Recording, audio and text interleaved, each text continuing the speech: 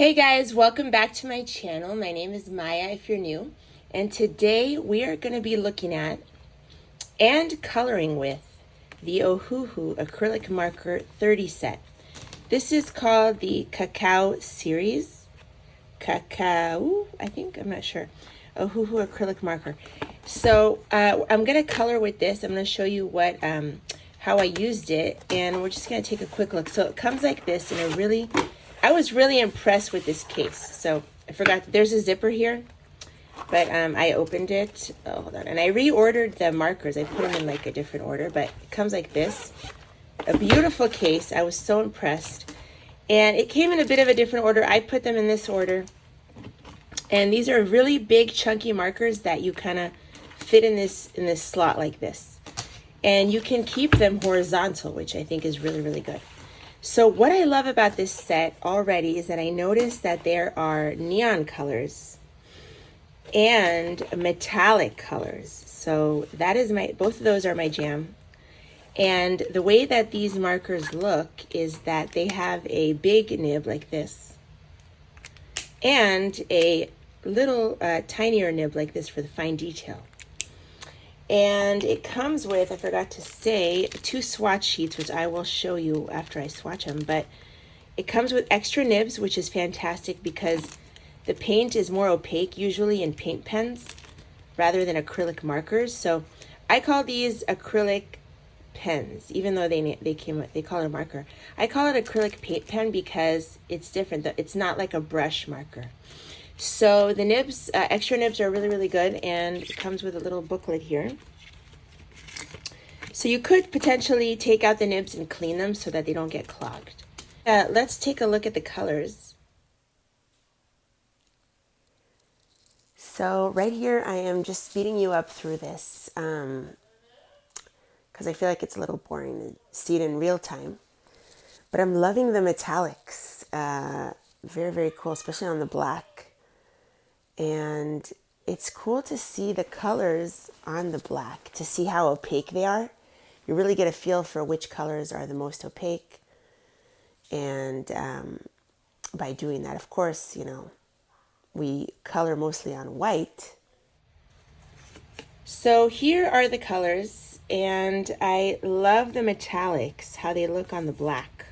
Metallics look really good on the black.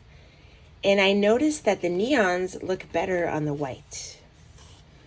Then you have some other colors, and some of them are very opaque. Like, if you look at how they look on the black, you could see how opaque they are. The brown and the blue are very opaque, so is the white. I smudged it here by accident with my finger. But this green, viridis, is also very opaque, and the pansy purple is very opaque. And on the white, they look amazing. And obviously, most of our coloring is on white paper. So, love the colors. Now, as soon as I saw these and I saw how they were set up, I realized that I will probably be using them for backgrounds. When I want to do an acrylic background, instead of using a brush and like a craft paint, this is much easier because you could cover big ground with this nib, and then you can get into the smaller details with this.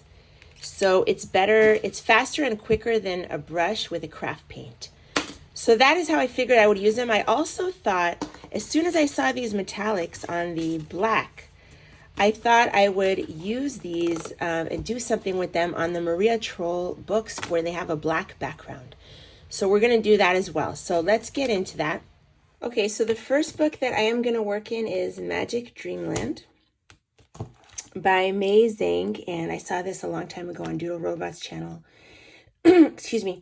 I don't know if it's still available. Hopefully you can find it on eBay if you're interested in it, but let's get into the coloring. So I'm going to speed you up again, and what I'm doing here is I found a page where I kind of have like little bit of an intricate background to get into all those spaces. So I'm using the bigger part of the nib, the fatter part, to do most of the background. And then I'm using the smaller nib to get into those little areas. And this is a great way to do an acrylic background. Now my plan is actually to probably do a little bit of metallic watercolor on top of the acrylic background. So we'll see. I'm thinking about trying that later. I'm not sure. So the background came out beautifully. I love the color, and I think it really makes the illustration like pop out at you. So I did this with watercolor pencils activated, but you could use pencil, you can use gel pens, and whatever it is, it would really pop against the matte like acrylic background. So I love that for this page.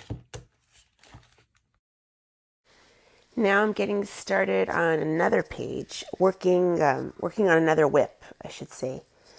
That's how I work. You guys know that I go from whip to whip. I kind of do a little bit on each page and put it away again. So what I'm doing here is covering some of the black lines with these paint pens. And I'm taking some of the metallics right here and adding little dots to create like stars in the night sky.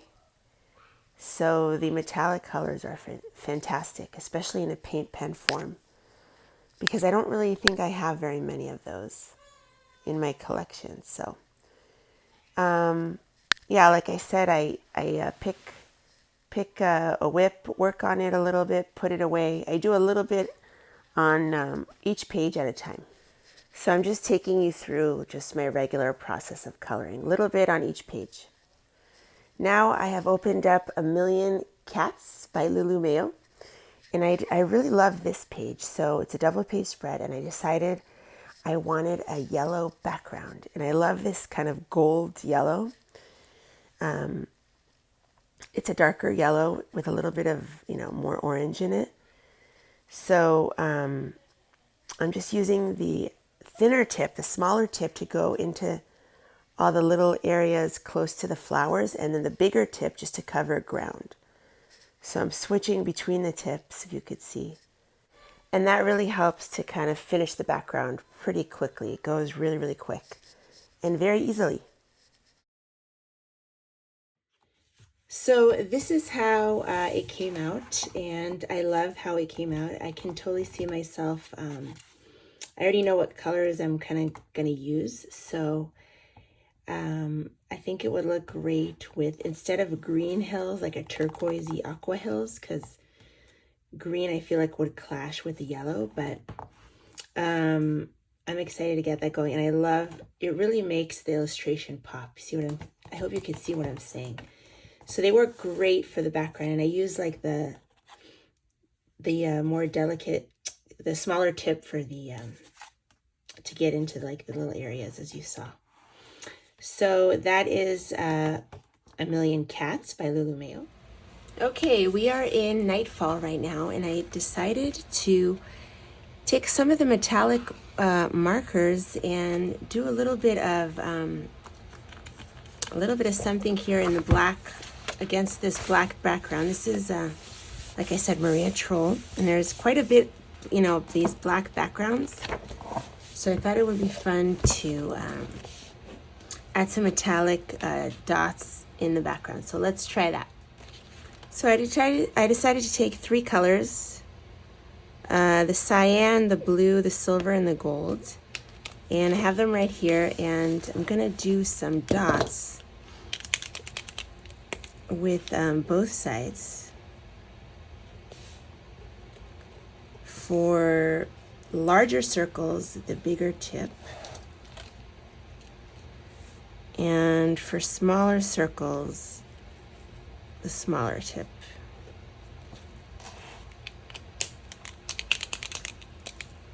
Oh, this one I need to pump. I didn't use this side yet.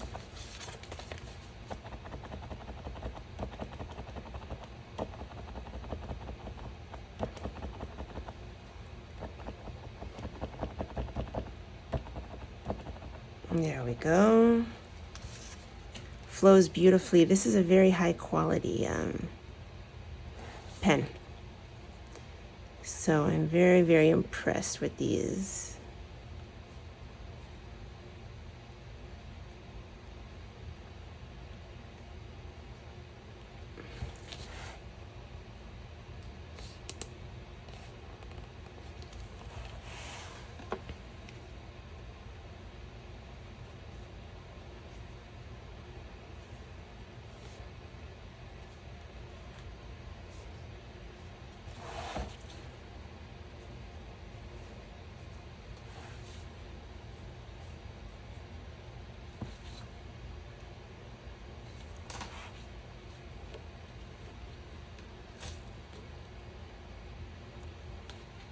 Okay. So I'm going to do the other colors, and I will come back. So here I'm just kind of going to town and adding a bunch of metallic little circles, little dots. Maybe I went overboard. I probably did, but it was fun, so who cares, right? And I think once it's colored, it'll be really, really cute. And I think because the illustration is so big, I'll probably use watercolors and pencil on top for this illustration. But I'm just showing you here how I'm adding the dots. So maybe I overdid it, but I think it looks much better. You could probably stop a little bit before what I did, and it would look even better. But I love the look of it, and I think it's so much more interesting than just a black. So, you know, like, I think the dots add a lot. So I love how they worked. These are really fantastic quality. The next clip is from this book. I think it's Korean. It's called Rabbit Girl. So I'm using one of like the corally oranges to cover the lines of her red bow. The red bow, if you're wondering, I colored with water-based markers, just a couple of different water-based markers. And that's it, no pencil on top. So I'm just covering the lines of the bow to make it pop out a little bit more. And I'm looking at the colors. I decided to take one of the lighter blues, and I'm pumping the smaller tip to cover the lines of her hair, because I did her hair in like a grayish blue color with water-based markers, and I will be going on top of that with pencil, but I took one of the Ohuhu markers, the paint pens, in blue to cover some of the black lines on the edge of her hair. And you can see that's working well. And I'm also going to cover it wherever the highlight is. So you're going to see in a minute, I'm covering a little bit of the hair lines where the highlight is of the hair. And remember, that's just a base, because I will go with pencil on top and make it even better. Next book is Jagun, or Jugun, I think it's called, from, I believe, Australia or New Zealand, I'm not sure, but it has like Aboriginal art, and I showed it in my last completed pages video in September. I did a different page. But this is a page that I based with watercolors, entirely with watercolors. And I am going on top to kind of bring out the stems and the little curly like parts of the stem with the acrylic markers. So that's working well. I'm taking the neon green and another green to kind of switch between. I'm pumping, you can see here I'm pumping the marker. And it really pops against that watercolor background. You could see that. So you can basically cover thin details entirely with watercolor. And then you can go on top with acrylic. And that makes coloring much, much easier.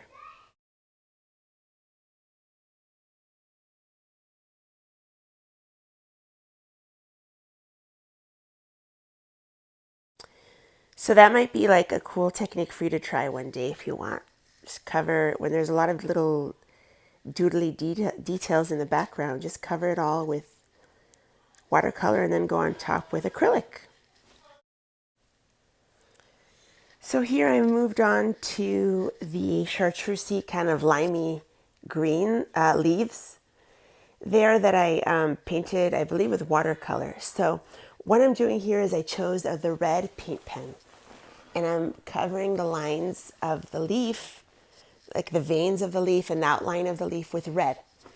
And I love combining like a limey, yellowy green, chartreusey green with red outline. I don't know why, I just think that looks really, really good. So it's a weird combination that you wouldn't think of, but it really looks good in my opinion. So I love doing that. So that's what I'm doing there with the red paint pen. And it's also a lot of fun doing this, very therapeutic. covering the lines with acrylic paint pens really gives your page a look that it was painted. You know, it doesn't look like a coloring book. It looks like you actually painted that entire, you know, illustration. So it just makes it look better, in my opinion. So people ask me all the time, like, when do I cover the lines? And the answer is, you know, not all the time, but many of the times I do cover the lines. So sometimes it's cool to leave like a black line if it's the style of the illustration kind of lends itself to that. But a lot of times I do cover the lines. So I also did a background in here off camera with, I think it was either pastel, lilac, or pansy. Maybe it was pansy. Yeah, I think it was this color in Nature Odyssey, which I saw on Doodle Robot's channel recently, and I haven't shown it in a haul yet, but I will. And I did this background. So again, I used the smaller tip to go into the little details and the larger to go to kind of cover the ground. And my idea was to go on top of this with a little bit of metallic watercolor. So I'm going to do a little bit with you on camera.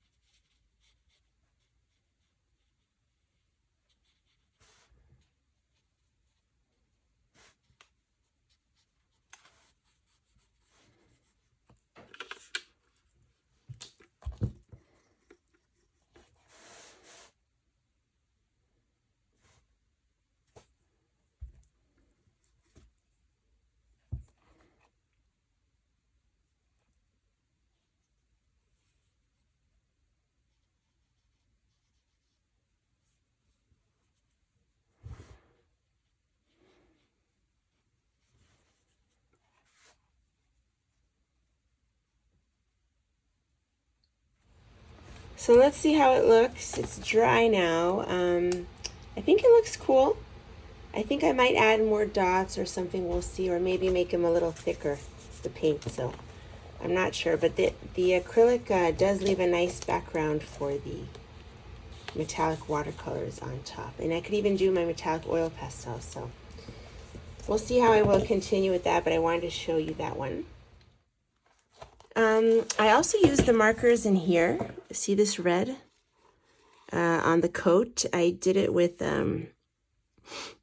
alcohol marker, pencil on top, and then on top of that, to make the line stand out at the pattern, I did it with the acrylic markers. And I think I used them in some other places here. And they worked fantastic. So overall, I really like these. I think they're very good quality. They work fantastic. I could feel the ink flow is very good. And the ink itself is good. You know, it's a nice opacity. I feel like you get a lot in here because they're bigger. So you could use these for a lot of projects, not just coloring. If you have other mixed media projects or You know, if you paint on wood, these would also work fantastic, like for peg dolls and things like that. But they do work really nicely in my coloring books from what I tried out. So I can definitely recommend these. Thank you so much to Ohuhu for sending these to me. I love them. And I hope you guys enjoyed the video. Hope you got something out of it. If Ohuhu does leave me a coupon code, I will put it in below along with the links. I hope you enjoyed the video, and I will see you guys in the next video. Bye, everyone.